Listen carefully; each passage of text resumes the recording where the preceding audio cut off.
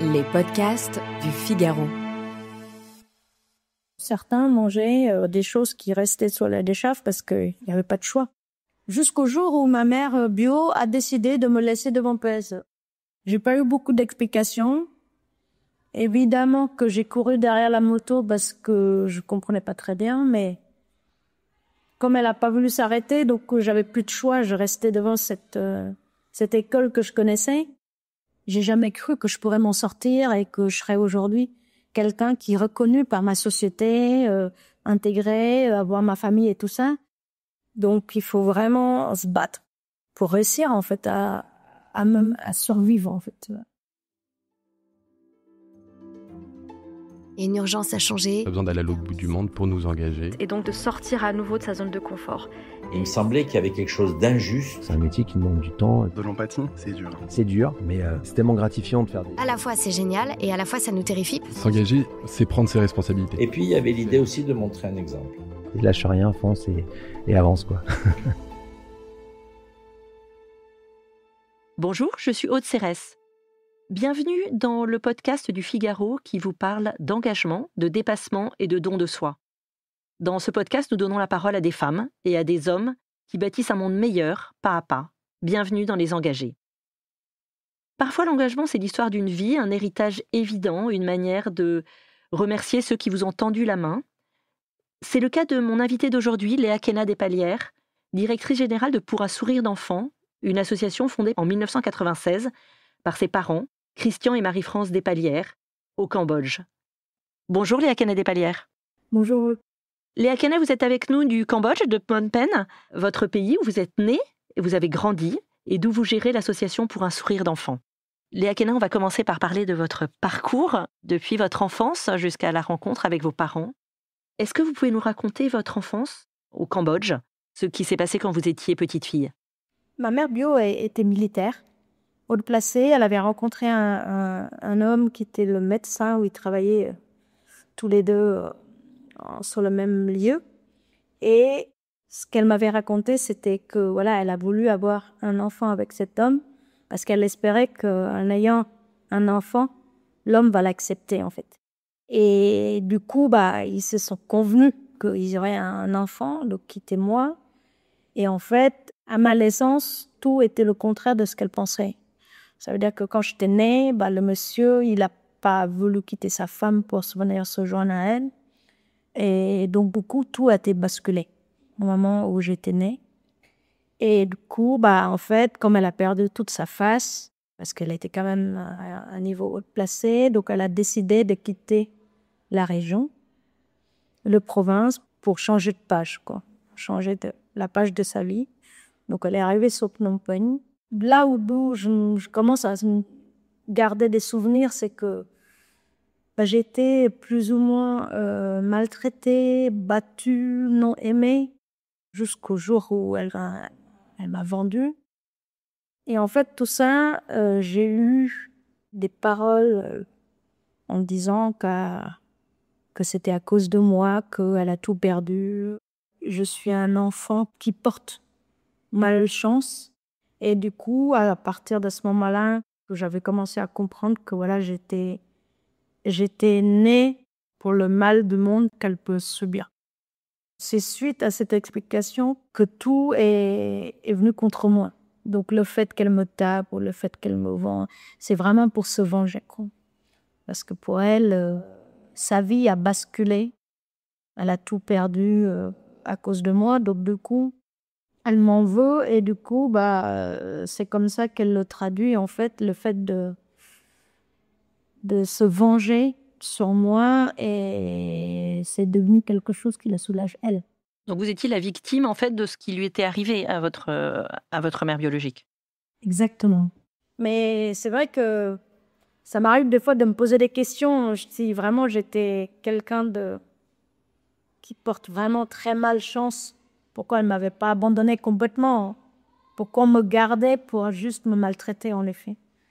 Ça m'arrive à me poser des questions dans ce sens-là, parce que finalement, d'être avec d'un adulte qui m'a fait subir pire que peut-être dans la rue, des fois, je ne comprends pas pourquoi je ne suis pas dans la rue. Je pense que des fois, c'est peut-être mieux d'être seul sans parents que disant qu'on a une mère, mais finalement c'est pire le vécu ensemble qui fait qu'en fait j'ai que des traces de mauvais souvenirs.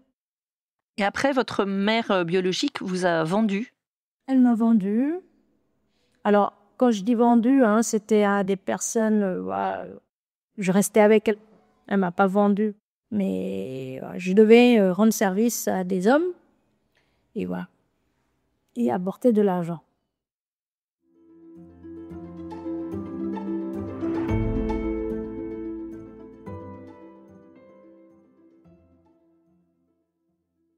Ensuite, vous avez travaillé également sur une décharge à Phnom Penh, qui était une décharge à ciel ouvert. Et c'est là où votre vie a basculé également. Un jour, elle a décidé de me laisser chez des personnes à qui elle disait que c'était ma tante et mon oncle. Mais en fait, ils n'ont aucune relation avec elle. Elle voulait vraiment se débarrasser. Donc, c'était chez eux que je me suis trouvée. Et en fait, cette famille avec laquelle je me suis trouvée, c'était aussi une famille assez pauvre. Donc, ils avaient déjà 4 enfants, ils n'arrivaient pas à nourrir. Donc, moi, j'arrive dans cette famille. Donc, il fallait travailler, en fait, pour survivre. Plus ou moins, on vendait des choses dans la rue ou on allait aussi sur la décharge. Cette décharge, c'était une énorme décharge à ciel ouvert à Phnom Penh. Et que faisaient les enfants là-bas? Les enfants et les adultes, et puis beaucoup d'enfants, ce qu'ils faisaient, c'est qu'ils amassaient les ordures, les différents déchets, donc les canettes, ça peut être les plastiques, ça peut être les cartons, ça peut être les bouchons de bouteilles, pour le vendre après. Certains se nourrissaient aussi dans la décharge. Certains mangeaient des choses qui restaient sur la décharge parce qu'il n'y avait pas de choix. Quand il n'y avait pas de choix, même si c'était un déchet, il faut manger. C'était très dangereux parce qu'on pouvait se couper. Il y avait le bulldozer aussi, donc qui pouvait avancer, reculer sans forcément regarder. Donc il y a eu des enfants qui étaient écrasés. Il y a aussi des bagarres entre ceux qui ramassent parce qu'on n'est pas les seuls. Donc il faut vraiment se battre pour réussir en fait à survivre en fait. Et puis en parallèle, quand vous travaillez dans cette décharge, il y a 2 Français qui arrivent, Christian et Marie-France Despalières, qui découvrent cette décharge. Et qu'est-ce qu'ils font à ce moment-là? Eux, ils avaient rencontré des chiffonniers en ville en fait, qui travaillaient aussi sur une décharge. Donc c'est comme ça qu'ils ont emmené les parents sur cette décharge. Et la première fois qu'ils étaient arrivés, il s'est dit qu'il ne pouvait plus rester sans rien faire pour ses enfants. Il disait d'ailleurs dans le film qu'il y avait une rage. Il fallait vraiment qu'il se batte pour ses enfants. Papa vivait déjà au Cambodge et puis maman se rejoint à lui après. Mais le jour où ils ont découvert la décharge, c'est en discutant avec les chiffonniers des rues que les chiffonniers des rues les a emmenés sur cette décharge. Donc ils se sont dit, on ne peut pas rester sans rien faire, il faut qu'on agisse. Ils ont démarré à donner des petits déjeuners parce qu'en fait, ils ont posé la question aux enfants en disant qu'est-ce qu'ils voulaient. Donc la première chose que tout le monde voulait, c'était un repas. Parce que tout le monde, on avait faim. Donc de plus en plus d'enfants venaient parce qu'ils donnaient à manger. Et ils se sont aperçus que c'était pas possible. Avec leur retraite, ils ne pouvaient pas aider tous ces enfants.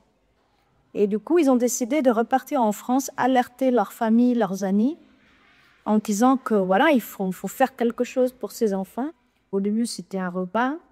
Après, c'était de vouloir y aller à l'école comme les autres. Et puis, la formation professionnelle a démarré quand les parents ont vu que les enfants qui avaient fini leur brevet ou leur bac, certains se retrouvaient toujours dans la rue ou retournaient sur la décharge parce qu'ils n'avaient pas de travail. Et c'est comme ça qu'ils s'est dit, mais en fait, il faut créer une formation professionnelle. Et on était les premiers à créer la formation professionnelle au Cambodge. Quand est-ce que votre route a croisé celle de vos parents? Qu'est-ce qui s'est passé? Comment vous les avez rencontrés? Alors, moi, je les ai rencontrés quand mon papa était venu. Il faisait l'assistance sociale lui-même. Donc, c'était lui qui faisait les sélections des familles, des enfants. Quand il était venu dans le village où j'étais, c'est à ce moment-là qu'on leur a demandé si on pouvait y aller à l'école. Il a vu que voilà, on avait juste un lit devant chez quelqu'un. On n'avait pas une maison, on avait un lit devant chez quelqu'un. C'est comme ça que moi, j'ai été pris dans le programme de PSE. Alors, j'ai été pris dans le programme de PSE scolairement. Et j'ai pas été pensionnaire tout de suite. Donc j'allais à l'école, mais je revenais chez moi le soir. Qui est le cas de beaucoup de nos jeunes, en fait. Majoritairement, on vit à l'école, mais on repart à la maison. Jusqu'au jour où ma mère bio a décidé de me laisser devant PSE. J'ai pas eu beaucoup d'explications. Évidemment que j'ai couru derrière la moto parce que je comprenais pas très bien, mais comme elle a pas voulu s'arrêter, donc j'avais plus de choix, je restais devant cette école que je connaissais. Et les parents étaient arrivés, et ils m'ont dit qu'est-ce que tu fais là? Je dis on m'a laissé là. Et c'est comme ça que j'ai été pris en fait en protection dans le programme de protection de PSC. Vous aviez quel âge? Je pense que je devais avoir 8-9 ans. Après, j'ai vécu à côté de mes parents tout le temps et j'ai fait toute ma scolarité en effet chez PSC, passant par le programme de rattrapage, qui est un programme unique au Cambodge. Parce que dans cette période, et même encore maintenant, beaucoup de jeunes qui viennent de ce milieu défavorisé prennent beaucoup de retard. Il y a des jeunes qui ont 13, 14, 15 ans qui n'ont jamais été à l'école. Donc les parents se sont dit, mais on ne pourrait jamais les remettre avec les petits de 6 ans qui démarrent. Donc c'est comme ça qu'ils ont créé en fait ce programme de rattrapage. Donc on fait 2 niveaux en une seule année qui permet à ceux qui ont pris du retard de se rattraper et rapidement se rejoindre à la formation professionnelle. Donc moi, j'ai pu bénéficier de ce programme jusqu'au bac. Au début, je voulais être médecin. Mais comme les études duraient 7 ans, j'étais pas très fan. Donc je disais que voilà, j'ai toujours voulu avoir le métier près des gens. Donc du coup, c'était assistance sociale. Mais en ce moment-là, il n'y avait pas encore d'école d'assistance sociale au Cambodge. Donc j'ai démarré vraiment l'apprentissage du travail pratique chez PSE. Et entre-temps, Christian et Marie-France Despalières vous ont adopté, vous êtes leur fille. Comment est-ce que ça s'est passé? C'est vous qui avez demandé? Oui, c'est moi qui ai demandé parce que j'ai jamais eu confiance dans les adultes. Les adultes, pour moi, ça a toujours été des riens parce que c'est toujours moi qui fais vivre des adultes. Et là, c'est vrai que j'ai découvert des adultes différents. Donc, ça a un peu basculé ce que je connaissais. Ils m'ont fait comprendre qu'ils n'étaient pas pareils, mais j'avais pas encore la confiance. Et je me suis dit, en leur demandant d'être les parents, déjà, je voulais toujours en avoir, parce que j'ai jamais eu. Et je pense que les parents ont dit oui, parce qu'ils ont vu aussi que j'en avais besoin. Tout le monde au Cambodge, je les appelle papi-mamie. Ils n'avaient aucun moment envie d'adopter des enfants parce qu'ils se disent qu'ils étaient trop âgés, ils ne pouvaient pas s'engager d'avoir des enfants. C'était vraiment très, très exceptionnel. Et ça me fait aussi énormément du bien après aussi.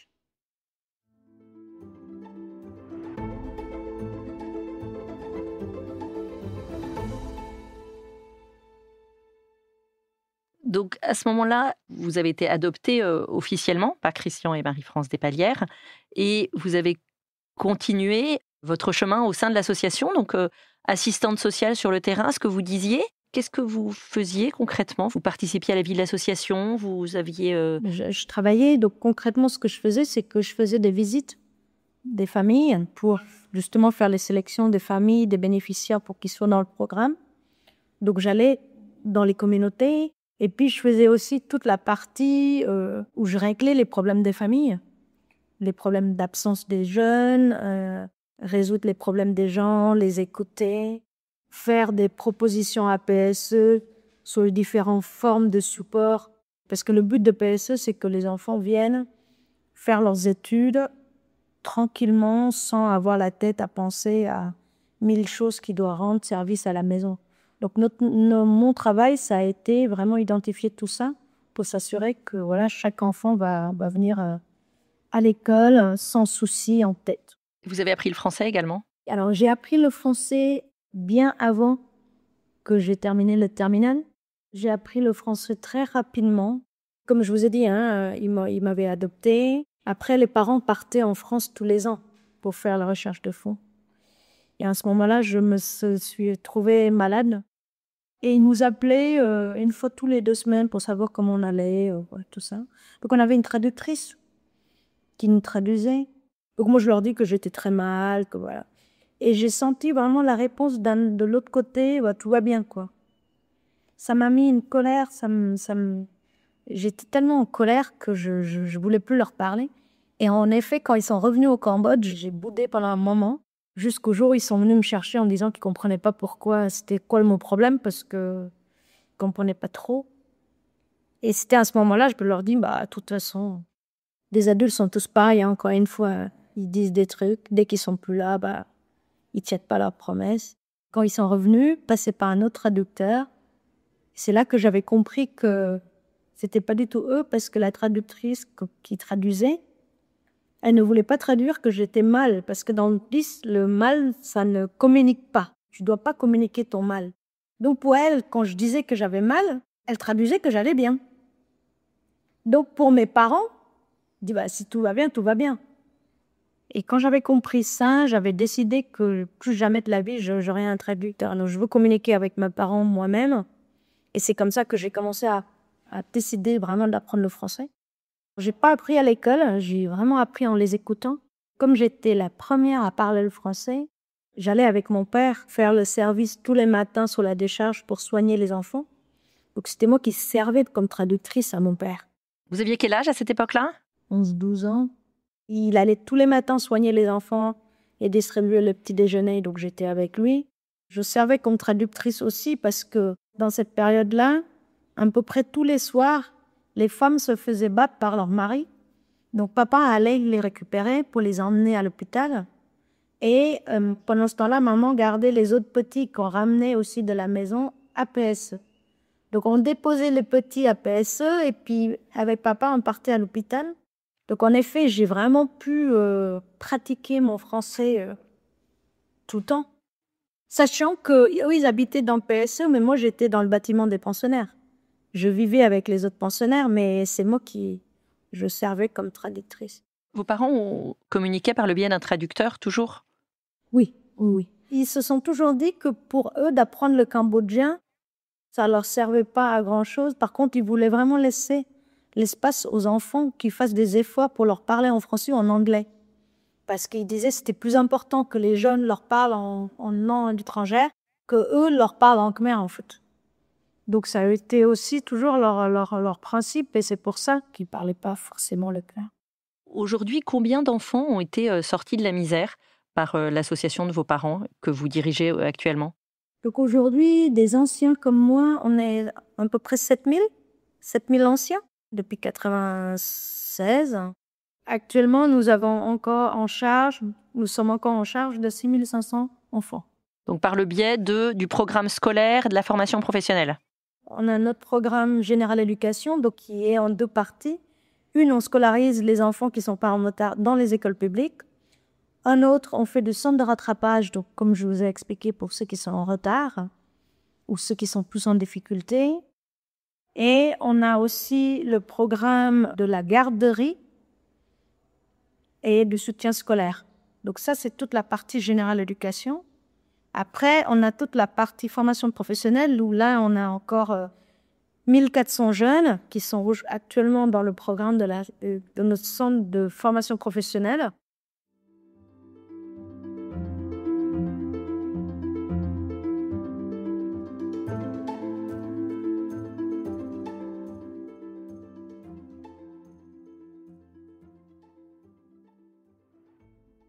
Il y a encore beaucoup de misère au Cambodge et beaucoup d'enfants. Qu'est-ce qu'il faudrait faire ? Est-ce qu'il y a encore beaucoup de choses à faire ? Qu'est-ce que vous développez actuellement ? Il y a encore beaucoup de jeunes qui sont en attente justement pour avoir de l'aide de PSE pour s'en sortir. Donc notre mission principale, c'est l'éducation et la formation professionnelle puisque c'est comme ça que les jeunes peuvent s'en sortir. Ce qui est très spécifique chez PSE, c'est que quand on prend un enfant en charge, on prend tous les enfants de la famille en charge. Et en effet, ce qu'on essaye de faire, c'est de les aider à trouver une voie de sortie qui correspond à leurs compétences, sans se dire, en fait, on a un seul voie unique de sortie, il faut que tout le monde passe par là. Ce que je veux dire, c'est que dans notre stratégie, c'est que chacun s'en sorte avec son moyen.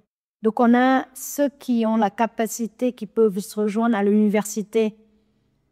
On va les pousser jusqu'à l'université. Aujourd'hui, on a des anciens qui sont médecins, on a des anciens qui sont des avocats, on a des anciens qui sont des greffières. Et nous, notre but, c'est vraiment d'accompagner chaque jeune vers une sortie qui correspond vraiment à eux. Il n'y a pas de sélection, de choix du bon, du mauvais. Tout le monde peut s'en sortir du moment où chacun, il faudra travailler un peu pour s'en sortir, mais chacun son rythme, chacun son niveau, quoi. Comment est-ce que de France, on peut aider pour restaurer d'enfants ? Vous pouvez nous aider déjà par le fait de faire connaître PSE, d'en parler de PSE autour de vous, de sa mission. Comme ça permet à encore plus de monde de connaître la mission de PSE. Et puis, c'est aussi le fait de trouver des nouveaux parrains parce que on tourne avec des parrains. Donc, c'est des parrainages. Et puis, c'est aussi des fondations. S'il y a des fondations qui peuvent nous aider sur les différents programmes ou différents projets. Vous êtes directrice générale de PSE depuis 2022. Votre papa est décédé en 2016. Votre maman est toujours là. C'était une évidence de vous engager, de poursuivre leur œuvre ? Pour moi, ce qui était très évident, c'est que j'ai toujours voulu travailler dans une association. J'étais assistante sociale. Après, j'ai pris la responsabilité je suis devenue la directrice du département social. Après, on m'a confié des différentes responsabilités des différents services qu'il y avait à PSE. Donc, je passais de l'assistance sociale, je m'occupais de l'hébergement, de la cantine, de sécurité. Et en fait, j'ai été devenue, suite à toutes ces années, à l'expérience sur place, j'étais devenue directrice adjointe pendant 2 ans, où là, j'ai commencé à reprendre en charge toute la partie d'éducation, jusqu'au jour où le conseil d'administration m'a proposé en fait ce poste de directrice générale. C'est vraiment avec un grand honneur pour moi, du coup, d'être aujourd'hui la directrice générale de PSE. J'ai tellement une fierté de continuer cette mission de mes parents. Maintenant, c'est à moi de faire tout ce qu'il faut pour que les jeunes qui sont mes frères et sœurs, en fait, finalement, puisqu'on est tous on a été dans la même école, qu'ils puissent s'en sortir comme j'ai pu m'en sortir. Merci beaucoup, Léa Khéna. J'ai une question traditionnelle des engagés que je voulais vous poser. Si vous étiez à ma place, quel engagé inviteriez-vous dans ce podcast ? Moi, je suis très dans le social, donc j'aurais la tendance d'inviter quelqu'un qui travaille dans le milieu de transformation de vie des gens. Parce que je pense que, arrivant sur cette terre, partant de cette terre avec rien, si la contribution pour changer une vie de quelqu'un, je pense que c'est les plus beaux des choses que les gens peuvent le faire. Parce que c'est vrai que moi, personnellement, témoignant de mon parcours, j'ai jamais cru que je pourrais m'en sortir et que je serais aujourd'hui quelqu'un qui est reconnu par ma société, intégré, avoir ma famille et tout ça. Donc, à votre place, j'inviterai toutes les gens qui participent, en fait, à les différentes missions, au changement de vie des gens dans ce monde. Il y en a tellement à faire. Merci beaucoup, Léa Khéna Despalières. Je rappelle que vous êtes directrice générale de Pour un sourire d'enfant. Merci. Merci à tous d'avoir écouté ce podcast. Je vous rappelle que les engagés sont disponibles sur le Figaro, l'application du Figaro, Figaro Radio et toutes les plateformes d'écoute. À bientôt.